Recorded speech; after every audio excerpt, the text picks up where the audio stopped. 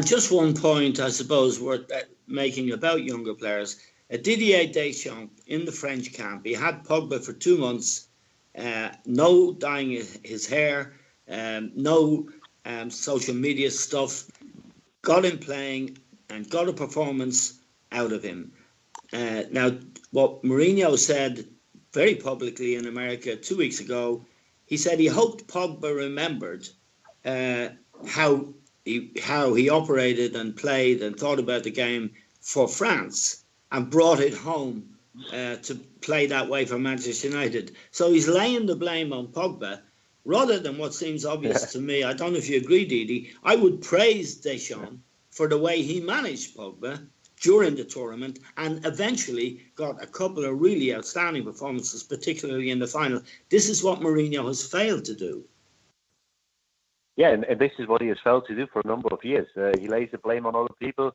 Exemplary was when they got knocked out at Old Trafford last season of the Champions League, and he said, "I sat here as a winning manager." When he goes back in for a few years and says, "Well, I actually knocked Manchester United out with Porto."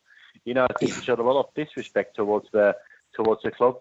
And the obvious take on a issue or on the case like Pogba would be, I think everybody else in the world of football, if Pogba doesn't perform for a couple of years, which clearly hasn't for Manchester United, now he goes to the World Cup with France, he performs as well as people expected him to do for Manchester United. The first thing everybody or most people would do, look at themselves and say, what could I have done different? And what will I do different moving forward to get the best out of him? But then he turns it around again and he said, "No, the player should look at himself. Why doesn't he perform for Manchester United?" It's about man management these days. And if you bring a player like Pogba in for 100 million, whether it's worth the money or not, you've got to try to get the best out of these players. And Pogba is only one. You've got Martial, who's a hugely talented player for me. The other one is Rashford, who didn't feature for 2 or 3 months last season. And I think we all know he's probably the most exciting English player.